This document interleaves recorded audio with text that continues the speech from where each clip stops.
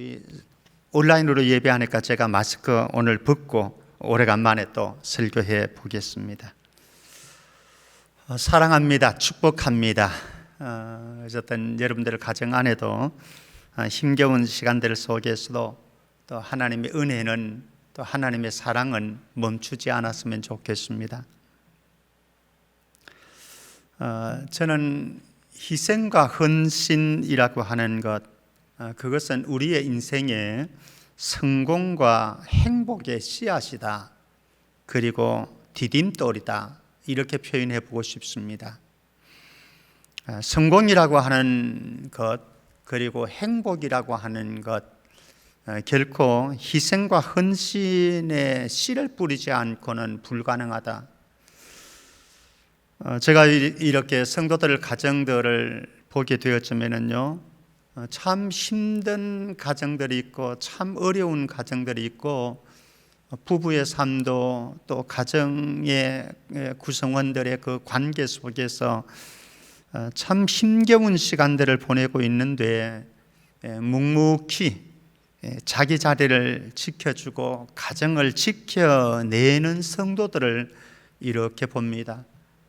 만약에 그 성도의 인내가 없었고 희생이 없었고 헌신이 없었다고 한다면, 어쩌면 그들 부부는 벌써 갈랐을 수도 있고 그 가정은 벌써 산산조각 날 수도 있었는데, 그런데 그 속에 희생하고 헌신하고 눈물의 기도를 뿌리면서 버텨주고 인내하는 그분이 계시기 때문에 부부의 삶이, 그리고 가정이 지켜지는 이런 가정들을 보게 되어지면서 그분들이 얼마나 감사하고 대견하고, 그리고 앞으로도 아름다운 열매 맺혀질 때까지 그들이 인내할 수 있는 힘이 있었으면 좋겠다, 그런 생각을 가지고 기도도 합니다.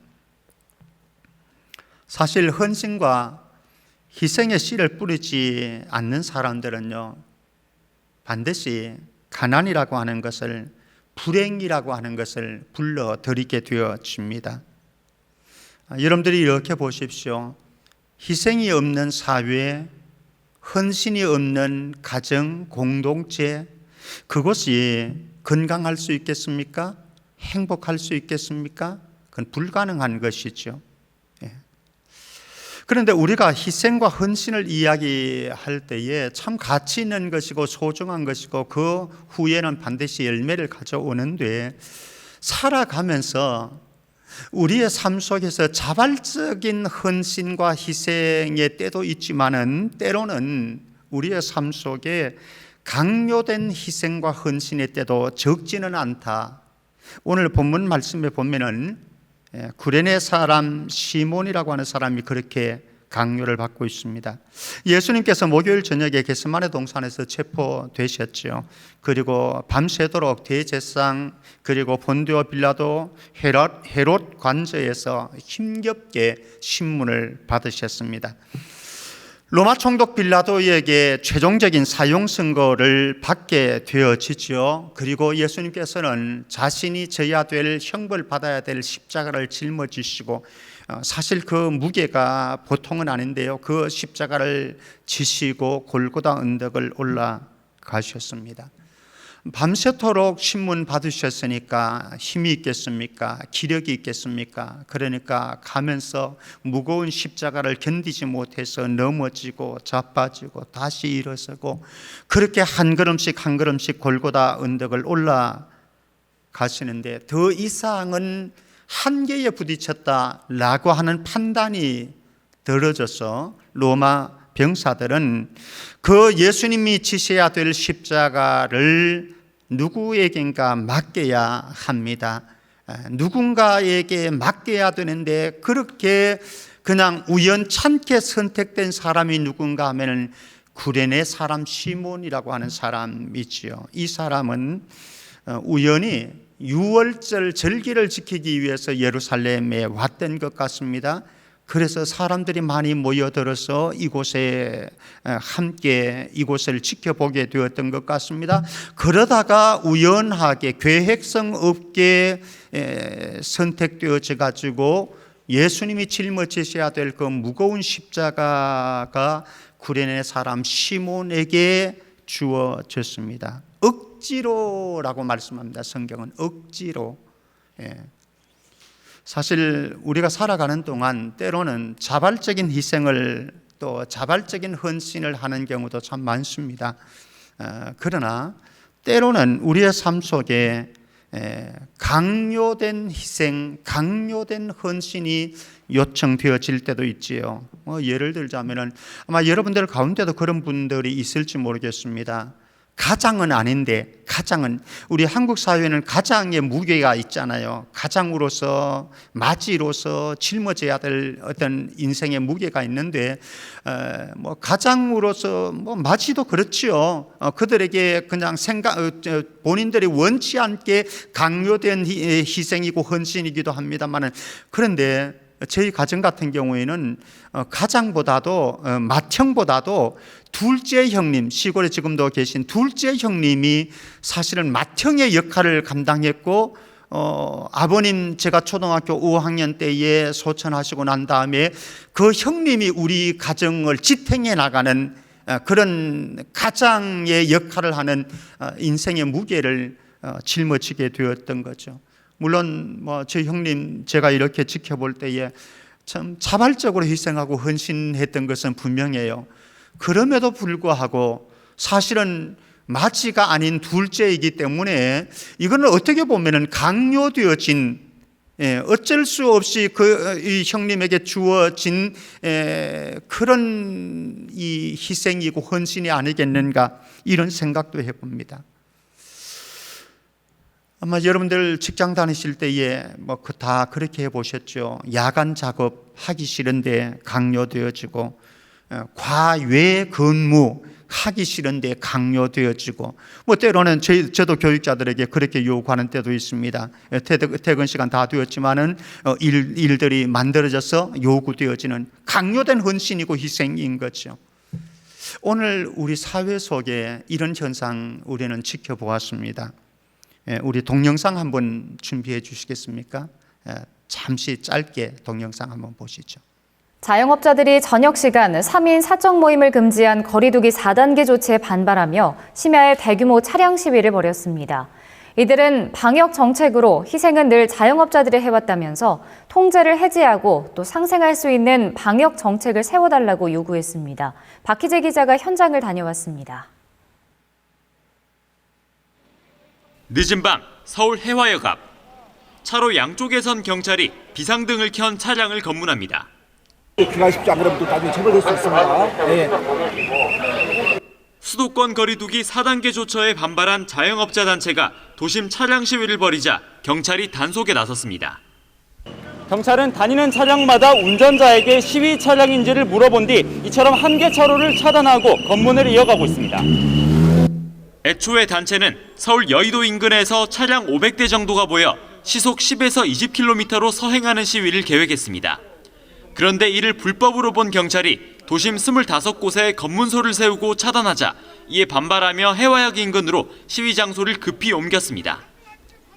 시위에 참여한 자영업자들은 매출액이 코로나19 이전보다 절반 넘게 감소했는데 저녁 이후 3인 이상 사적 모임까지 금지하면서 생존 위협을 받고 있다고 말했습니다.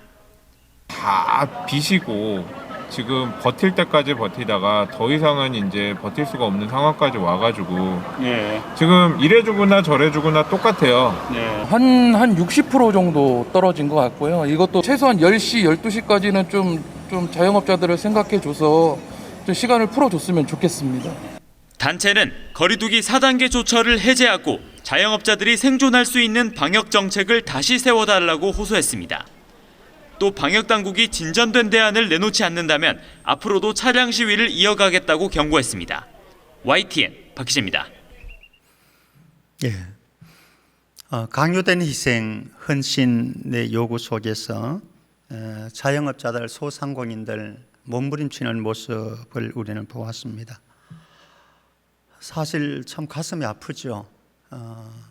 이래서 죽나 저래서 죽나 죽기는 마찬가지다라고 하는 그 말 한마디가 우리의 가슴을 이렇게 아프게 하고 참 점이 오게 만드는 것이 현실입니다. 우리의 삶 속에 아마 여러분들도 그랬을 겁니다. 내가 원하지는 않지만은 희생을 또 헌신을 요구하지는 않지만은 그러나 주변의 환경들로 인해서 강요되어지는 희생과 헌신이 사실은 오늘 우리의 예배를 온라인으로 드려야 되는 이런 부분에도 분명히 나타나고 있습니다. 그래서 우리는 할 말이 많고요, 속상함이 많고 때로는 분노가 표출되어지는 것도 사실입니다. 그런데 오늘 구레네 사람 시몬을 보면은요, 강요되어지는 희생과 헌신이 있었는데 그것을 묵묵히 그는 짊어지고 갔습니다. 그랬더니 우리는 끊임없이 성경 속에서 구레네 사람 시몬이라고 하는 사람을 기립니다. 그리고 그의 아름다운 원하지는 않았지만은 자발적이지는 않았지만은 강요되어진 희생과 헌신 속에 예수님의 십자가를 골고다 언덕까지 처형 장소까지 짊어지고 간 그의 헌신이라고 하는 희생이라고 하는 것이 얼마나 감사하게 느껴지는지 모르는 것이죠. 자, 그런데 예수님의 희생과 헌신이라고 하는 것은 좀 다른 차원이 있습니다.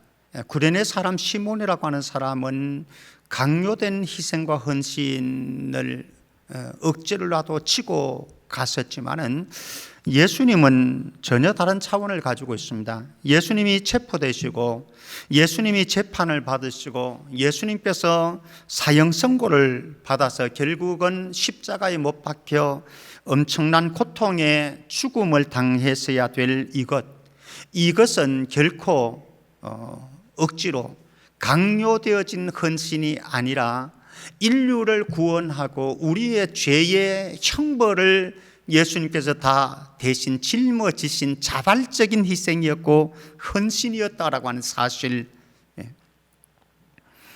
예수님께서는 그리고 그 일행은 사형 집행 장소인 골고다 언덕까지 33절 보면은 그들은 도착했습니다.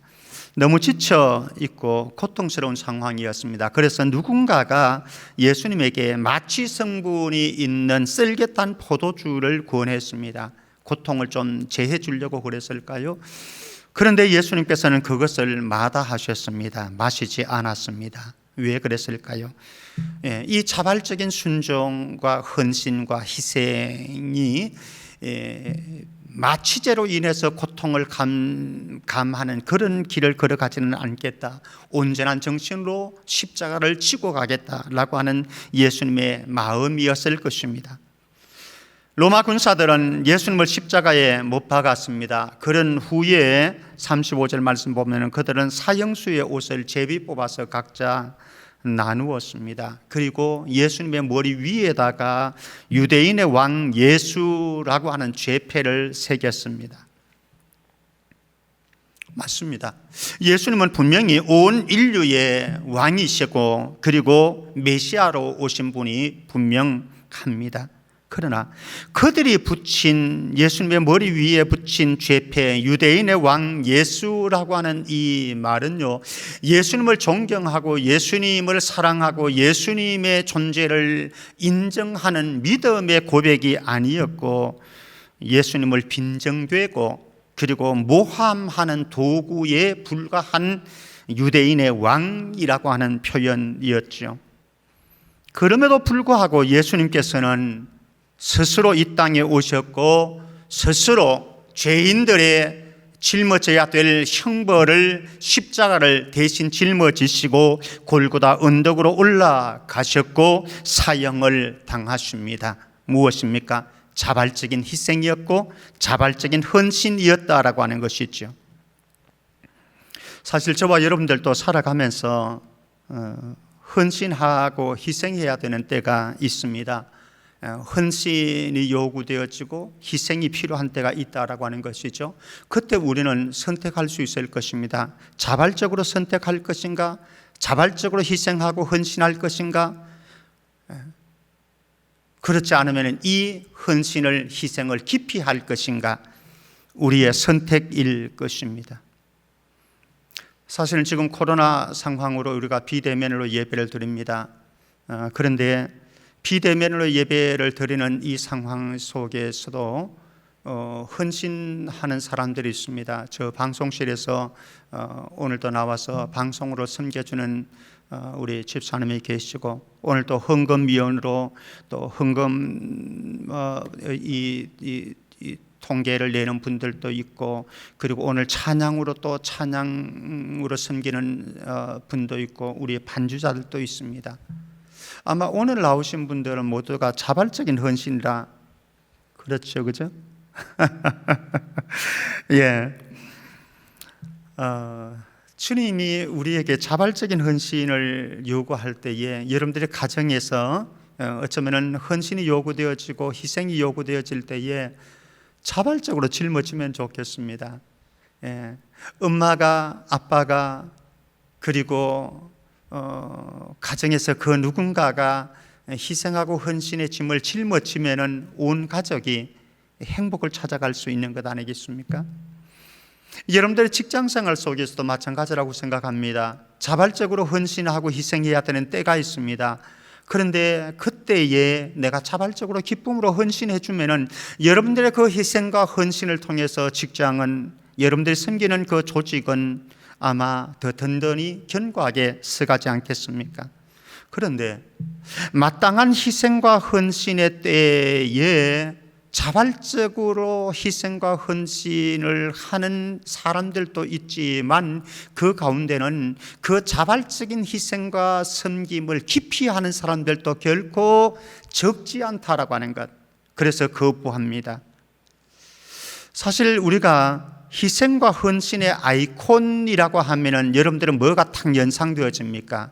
저는 희생과 헌신의 아이콘을 말한다고 한다면은 당연코 부모라고 하는 존재를 꼽고 싶습니다. 부모는 정말 그런 것이죠.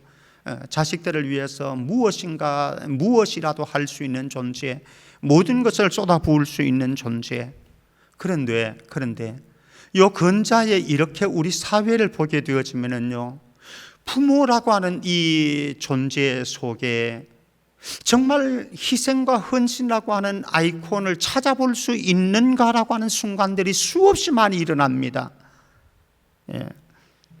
아마 지금 요 근래에 그 이슈가 되어지는 사건 가운데 하나입니다. 2019년에 강하늘이라고 하는 여성 소방관이죠. 여성 소방관이 이 6년 2개월 동안 근무를 하면서 스트레스를 굉장히 많이 받았던 것 같아요. 그러면서 외상후 스트레스 장애를 겪고 우울증을 겪었다고 그럽니다. 그러면서 사실 참 불행하게도 34세의 나이로 20층 아파트에서 뛰어내려 자살을 했어요. 그런데 어쨌든 그것을 이제 국가에서 조사를 하고 이렇게 하면서 그 사람이 근무로 인해서 이런 우울증이 오게 되고 스트레스 장애를 겪게 되어졌고, 그것으로 인해서 이런 결과가 왔다라고 해서 순직으로 인정을 해 주었습니다. 순직으로 인정을 해 주면서 순직 유종 급여를 지급하게 되어졌어요. 그런데 제가 말씀드리려고 하는 것은 지금부터입니다. 어느 날 갑자기 32년 동안 이 딸이, 소방관인 이 딸이 2살 때에 엄마가 아빠하고 이혼을 하고 가버렸습니다. 32년 동안, 34세에 죽었는데 32년 동안 한 번도 찾아오지 않았어요. 그리고 양육비도 한 번도 주지 않았어요. 그런데 딸이 죽고 난 뒤에 어느 날 뜬금없이 나타나가지고 유족들이 받게 되어지는 급여를 챙긴 거예요. 7,700만 원을 자기가 꿀꺽 삼켰다고 그러더라고요. 그래서 그 유족들과 다른 유족들과 아버지와 다른 집안 식구들이 있겠죠. 그러면서 이제 법적인 공방이 벌어지는 이런 현상을 최근에 지금 우리 주변에서 일어나고 있는 현실입니다. 제가 말씀드렸듯이 부모라고 하는 존재는 어떻습니까? 사실 자기 자식을 위해서는 목숨이라도 버릴 수 있는 것이 부모라고 하는 존재 아니겠습니까? 저도 새 아이들을 위해서라고 한다면 무엇이라도 감수할 수 있을 것 같아요. 왜? 아빠이기에. 그런데 이 김하늘이라고 하는 이 청년 여성 소방관의 엄마는 그거 차버리고 가버렸습니다. 어떻게 32년 동안 그 딸의 얼굴을 한 번도 보려고 찾아오지 않을 수가 있으며, 딸을 위한, 자식을 위한 희생을, 헌신을 전혀 짊어지지 않았던 사람인 거죠. 그런데 그 파렴치한 엄마가 어떻게 딸의 죽음의 보상을 받으려고 쫓아와가지고 이 짓을 하고 있다는 말입니까? 사실 상상이 안 되어지는 일입니다만은 사실은 이런 비슷한 일들, 부모로서 희생과 헌신의 아이콘인 부모로서의 자기의 사명을, 헌신을, 희생을 감당하지 않고 기피하는 사회에 많은 부모들이 요 근래에 자꾸 늘어나는 현실을 보면서 참 가슴 아픈 마음이 들어집니다. 사실 뭐 이 정도는 아니라고 할지라도요, 어떤 부모님들 가운데는 아마 이런 표현하고 싶은 분들이 있을 거예요. 내가 너희들을 위해서 어떻게 살아왔는데 너희들이 나한테 어떻게 이렇게 할 수가 있어? 이런 마음이 들지 않아요?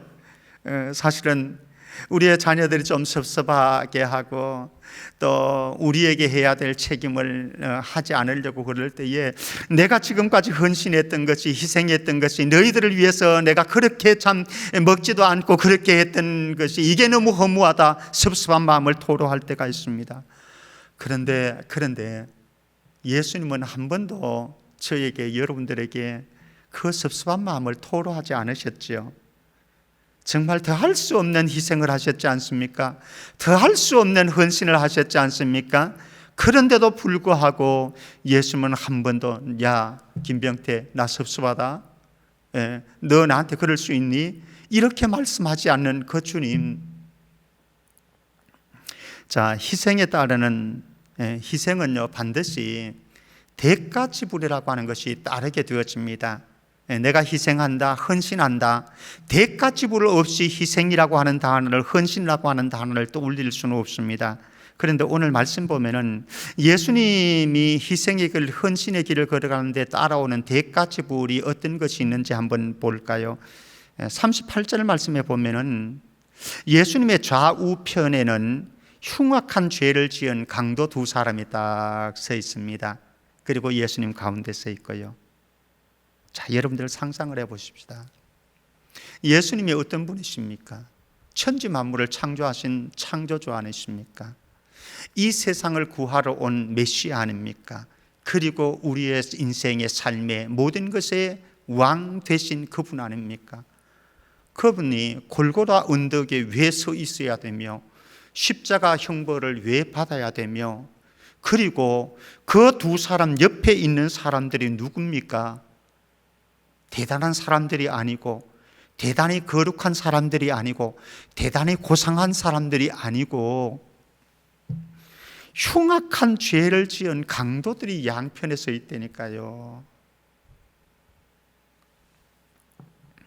예수님은 너무 불합리한 대우를 받으셨습니다. 너무 불합리한 대우를 받으셨습니다. 이 땅에 온 것도 불합리한 대우이고, 그리고 사람들 틈바구니 속에서 공격과 비난을, 조롱을 받는 것도 너무 불합리한 것이고, 지금 골고다 언덕에 강도 둘과 함께 서 있는 것이 너무 불합리한 대우예요. 사랑하는 성도 여러분, 혹시 여러분들은 이 예수님을 지금 또다시 불합리하게 대우하고 계신 분들은 안 계시겠지요? 한번 생각을 해보십시오. 여러분들의 삶의 여정 속에 주님을 나도 이들처럼 불합리하게 대우하고 있지는 않는가? 근데 예수님은 그 불합리한 대우를 다 감당하셨다. 정말로 희생을 그리고 헌신을 감수해야 된 사람들은 우리의 삶의 현장에서 부딪히는 불합리한 대우에도 내가 꾹 참고 견딜 수 있고 감수해낼 수 있는가, 그게 진정한 희생이고 진정한 헌신이라고 해요. 불합리해요. 너무 불합리해. 그런데도 불구하고 그것을 감수해낼 수 있는 것, 이게 참된 희생이고 헌신이고 이것을 통해서 무엇인가 일들이 벌어지게 되어진다라고 하는 사실. 그리고 예수님이 이 현장에서 지불을 하는 대가 지불의 큰 부분이 있는데요, 예수님의 자존심을 내려놓는 작업입니다. 수많은 비웃음과 조롱의 세례를 받게 되어지는데요, 첫 번째는 39절에 가면 지나가는 사람들이 자기 머리를 흔들면서 사실을 왜곡하고 모욕하는 말을 합니다. 40절 말씀에 보면 이렇게 말을 합니다. 성전을 헐고 사흘에 짓는 자여, 내가 만일 하나님의 아들이여든 자기를 구원하고 십자가에서 내려오라 라고 하면서 빈정대고 모욕을 합니다. 뿐만 아니라 지나가는 사람들 뿐만 아니라 41절 말씀에는 대제사장들과 서기관들, 장로들, 종교 지도자들이 함께 가세하면서 빈정대고 희롱 섞인 말들을 퍼붓습니다. 무엇이라고 하느냐? 42절 43절 말씀 보면은 그가 남은 구원하였으되 자기는 구원할 수 없도다. 그가 이스라엘의 왕이로다. 지금 십자가에서 내려올지어다. 그리하면 우리가 믿겠노라. 그가 하나님을 신뢰하는 하나님이 원하시면 이제 그를 구원하실지라. 그의 말이 나는 하나님의 아들이라 하였도다. 하나님의 아들이라고 그런다면 하나님께서 구해주시지 않겠느냐? 내려와 봐라. 이렇게 수치스러울 때가 없지요. 자, 그런데 더 수치스러운 것이 있습니다. 44절 말씀 보면 여기에 또 누가 가세를 하느냐? 정말 자격 없는 사람, 그들이 욕지거리를 퍼붓습니다. 비방을 합니다. 누가복음 23장 39절 말씀에 보면은요, 달린 행악자 중 하나는 비방하여 이르되 내가 그리스도가 아니냐? 너와 우리를 구원하라 하되 라고 빈정됩니다. 희생과 헌신을 각오한 사람은 반드시 대가 지불을 감수해야만 합니다. 대가 지불 없이 희생한다, 헌신한다, 그거 거짓말인 거죠. 오해를 받을 수도 있습니다. 모함을 받을 수도 있습니다. 내가 한 말이 왜곡당할 수도 있습니다. 그리고 조롱하고 비꼬는 말들을 받아야 될 수도 있습니다. 더구나 자격도 없는 사람으로부터 되지도 않는 비난과 공격을 받을 수도 있습니다. 사실은 자기보다 예수님보다 훨씬 더 악한 사람들 아닙니까? 이 강도라고 하는 존재가. 그런데도 예수님을 향해서 비난하고 조롱하고 조소를 퍼붓는데도 예수님은 그것을 감수하고 참아내셨습니다. 무엇입니까? 예수님에게 자존심이라고 하는 게 없어요. 자존심이라는 게. 사실은 인생을 살아가다 보면요, 웬만한 건 참을 수 있는데 자존심 섞이는 말을 하고 자존심 섞이는 행동을 할 때 그때는 정말 참기가 어렵거든요. 근데 예수님은 그거 다 참아내셨어요. 이게 진짜 진정한 희생이고 이게 진정한 헌신이다라고 하는 거죠. 자, 조금 더 한 걸음 더 나가 보십시다. 예수님이 희생하고 헌신하셨던 것을 몇 가지만 좀 더 생각을 해보도록 하겠습니다. 우리는 희생하고 헌신한다라고 그럴 때에 시간을 헌신하고 희생할 수도 있습니다. 그렇죠? 여러분들의 삶을 살아가면서 시간을 희생해야 될 때가 많습니다. 그리고 때로는 돈을 희생하고 헌신해야 될 때도 있습니다. 그리고 때로는 육체적인 노동을 해야 되는 때도 있습니다. 뭐 다양한 헌신의 요소, 희생의 요소는 있겠지요. 그런데 예수님에게 몇 가지 우리는 찾아볼 수 있는 희생과 헌신이 있었습니다. 첫 번째는 권세와 영광을 포기하는 것이었습니다. 권세와 영광을. 예수님은 인간의 몸을 입고 하늘 보좌를 다 버리고 그 영광을 다 버리시고 세상에 내려오셨습니다. 그리고 죄인들과 함께 장막을 치시고 죄인들과 함께 살아가셨습니다. 예수님은 하나님과 동일한 분이십니다. 그 영광과 권세가 동일하신 분입니다. 그런데 그 모든 것 포기하고 죄인인 인간의 몸을 입고 이 땅에 와서 우리 죄인들과 함께 살아가셨습니다. 사실 저는 거지들과 함께 살아가려고 하면 좀 인상 찌푸려질 거거든요, 솔직하게. 그런데 예수님은 거지보다 더 못한 저와 여러분들과 함께 살기 위해 이 땅에 찾아오셨어요. 사탄이 유혹할 때에 마태복음 4장 6절 말씀 보면은 천하만국과 그 영광을 보여주면서, 그런데 예수님께서는 포기하셨습니다. 4장 6절 말씀입니다. 마귀가 또 그를 데리고 지극히 높은 산으로 가서 천하만국과 그 영광을 보여주며 라고 말씀합니다.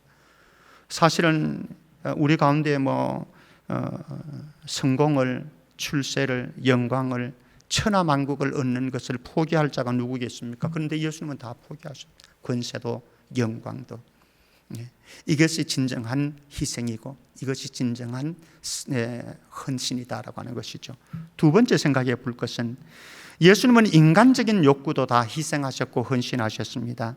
마가복음 3장 20절 21절 말씀 보면 이렇게 말씀합니다. 집에 들어가시니 무리가 다시 모임으로 식사할 겨를도 없는지라 예수의 친족들이 듣고 그를 붙들러 나오니 이는 그가 미쳤다 하밀러라. 예수님께서 식사할 겨를도 없이 주무실 겨를도 없이 그렇게 일에 빠져가 사역에 빠져가지고 그렇게 살아가시니까 가족들이 봤을 때 미친 짓이에요. 미친 짓. 사실은 일반 사람들이 볼 때에 부모라고 하는 존재의 희생과 헌신은 미친 짓 아니겠습니까? 미친 짓이에요.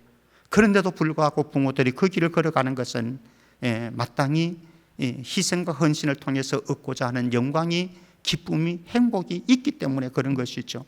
예수님께서는 인간적인 욕구도, 주무시는 것도 먹는 것도 다 포기하셨습니다. 그리고 세 번째는 마태복음 8장 20절 말씀에 가게 되어지면요, 예수께서 이러시되 여우도 굴이 있고 공중에 새도 거처가 있어도 인자는 머리 둘 곳이 없다 하시더라 말씀합니다. 사실은 우리 인생에 안전한 거처를 가지게 되어진다고 하는 것은 참 소중한 일이 아니겠습니까? 돌아올 집이 있다라고 하는 것은 출근한 사람들에게 얼마나 큰 행복인지 모릅니다. 그런데 예수님께서는 안전한 삶도 포기하셨습니다. 안전한 삶도 포기하셨습니다. 마지막으로 보고 싶은 것은 요한복음 12장 24절 말씀 보면은 내가 진실로 진실로 너희에게 이르노니 한 알의 밀이 땅에 떨어져 죽지 아니하면 한 알 그대로 있고 죽으면 많은 열매를 맺느니라 말씀을 합니다. 예수님께서는 하늘의 밀이 되어서 땅에 떨어져서 죽으셨습니다. 무엇입니까? 자기 생명까지, 자기 목숨까지 희생하고 헌신하셨습니다.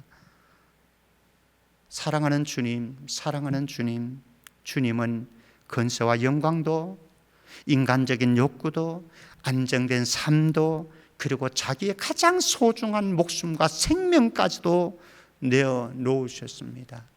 그 희생과 헌신을 받은 자들, 그것이 바로 저와 여러분들이라고 하는 것이죠. 자, 그런데 우리에게 소중한 것도 있어요. 이 희생과 헌신 위에는 아름다운 꽃이 피고 열매가 맺어지더라라고 하는 거예요. 예수님께서 이렇게 희생하시고 헌신한 열매가 무엇입니까? 인류 구원의 쾌거가 아닙니까? 인류 구원의 쾌거였습니다. 그리고 그 예수님은 모든 사람들의 주가 되셨어요. 예수님은 나의 말로드입니다. 나의 주인이십니다. 이 고백 듣고 계신 거죠. 이스라엘 백성들을 광야 생활을 하면서요, 성막 제조를 위해서 정말로 엄청난 헌신을 희생을 했습니다. 출애굽기 35장 22절 말씀 한번 보실래요? 출애굽기 35장 22절 말씀. 곧 마음에 원하는 남녀가 와서 팔찌와 귀고리와 가락지와 목걸이와 여러 가지 금품을 가져다가 사람마다 여호와께 금 예물을 드렸으며, 자기 집에 있는, 몸에 지장에 있는 모든 금은 부하들을 쏟아 부었습니다. 그리고 성막 제조하는 데 갖다 바쳤습니다. 출애굽기 36장 6절 7절 말씀 보면 이렇게 말씀을 합니다. 모세가 명령을 내리며 그들이 진중에 공포하여 이르되 남녀를 막론하고 성소에 드릴 예물을 다시 만들지 말라 하며 백성이 가져오기를 그치니 있는 재료가 모든 일을 하기에 넉넉하여 남음이 있었더라. 얼마나 많이 가져오는지. 이제는 제발 가져오지 마라. 다 됐으니까. 충분하다, 남는다, 가져오지 마라. 그래서 사람들이 안 가져왔습니다. 그런데 차고도 넘치는 예물이었다 말씀을 합니다. 이런 그들의 헌신과 희생을 통해서 성막이 제조되어집니다. 완공되어집니다. 아름다운 열매인 거죠. 마가복음 2장 3절에 가면요, 한 중풍병자가 등장합니다. 누워서 움직일 수도 없습니다. 세상 밖으로 나갈 수도 없습니다. 그런데 내 친구가 와가지고 들것을 만들어가지고 이 친구를 들것에 들어다가 예수님에게로 안내를 합니다. 내 친구의 희생과 헌신을 통해서 이 중풍병자는 자유함을 얻고 그리고 인생의 새로운 행복을 얻게 되어졌습니다. 사랑하는 성도 여러분, 여러분들에게 지금 다가오고 있는 헌신과 희생의 요구는 무엇입니까? 우리는 이렇게 할 수도 있습니다. 그 희생과 헌신의 요구 앞에서 자발적으로 기쁨으로 그것을 감당할 수도 있을 것입니다. 지금 많은 성도님들은요, 가정에서 그 희생과 헌신의 자발성을 지금 발휘하고 있습니다. 그래서 가정의 행복을 지켜나가고 있습니다. 감사하죠. 너무나 감사하죠. 우리 교회 리모델링 하는데도 자발적인 헌신으로 수고해 주셨고 헌신했던 많은 분들이 계세요. 우리 온 성도님들은 헌금으로 헌신 동참해 주셨고요. 그리고 또 우리 이장로님을 위시한 또 소위원회 장로님들은요, 자기네들 시간을 빼가지고 이 일을 위해서 헌신하고 그렇게 오셨습니다. 근데 소중한 것은 이런 모든 희생과 헌신은 헌신으로 끝나는 것이 아니라 그게 아름다운 열매가 맺혀진다라고 하는 것이죠. 말씀 맺겠습니다. 자신의 성공과 행복한 미래를 위해서 오늘 희생의 씨를 뿌렸으면 좋겠습니다. 여러분들의 아름다운 미래를 위해서 오늘의 즐거움과 평안함을 스스로 반납하십시오.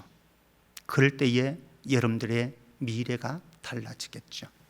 그리고 가족과 공동체의 안녕과 행복을 위해서 여러분들에게 요구되어지는 희생과 헌신의 씨가 있을 수 있습니다. 내 욕심, 내 편리, 내 안녕, 내 행복을 희생하지 않고는 공동체의 유익을 도모할 수가 없습니다. 여러분들의 가족들을 위해서, 교회를 위해서, 이 민족을 위해서 내가 감수해야 될 희생은 무엇이고 헌신은 무엇일지 그 희생의 씨앗과 헌신의 눈물을 뿌릴 때에 우리의 공동체는 새로워질 것입니다. 그리고 우리에게 더 소중한 영원한 세계를 위해서 주님께 그리고 하나님 나라의 희생의 씨를 뿌리면 어떨까요? 막달라 마리아와 그리고 다른 마리아가 값비싼 향유 옥합을 가져와 가지고 예수님께 꿰때려 붓고 그리고 눈물을 흘리면서 자기 머리로 예수님의 발을 씻겼던 그 헌신과 희생과 섬김, 이것을 통해서 온 집안이 향유 냄새가 가득하게 되어졌습니다. 여러분들의 그 헌신과 그 희생이요, 온 집안을 향유 냄새로 가득하게 만들 수 있고 이 사회를 향유 냄새로 가득하게 만들 수도 있습니다. 그리고 더 중요한 것, 예수님의 복음이 전파되어지는 곳곳마다 마리아의 소문이 칭찬이 자자합니다. 그래서 우리의 신앙의 모델 가운데 한 사람도 마리아가 아니겠습니까? 왜? 그 희생과 헌신이 있었기에. 사랑하는 성도 여러분, 우리의 삶 속에서 끊임없이 우리는 희생과 헌신을 강요당할 때도 있습니다. 그리고 그것을 마땅히 해야 될 때도 있습니다. 그때에 우리 희생과 헌신 아끼지 아니하고 깊이 하는 자가 아니라 억지로 감당하는 자가 아니라 깊이 기쁨으로 자발적으로 희생과 헌신에 동참해서 저와 여러분들의 희생과 헌신 위에 아름다운 꽃이 피어나고 아름다운 열매가 맺혀지는 축복이 있기를 주의 이름으로 축원합니다. 하나님 아버지, 은혜 감사합니다. 희생과 헌신이 없이는 성공을 말할 수 없고 행복을 말할 수 없고 평안함을 가져올 수 없는데, 하나님께서 우리에게 요구하시는 희생과 헌신의 때가 있다고 한다면 그것을 기피하는 자가 아니라 그것을 자발적으로 참여해서 희생과 헌신의 그 무덤 위에 아름다운 꽃이 피고 열매가 맺혀지는 것을 내 삶 속에서 우리의 공동체 안에서 경험할 수 있도록 축복해 주옵소서. 거룩하신 예수 그리스도 이름으로 기도합나이다. 아멘.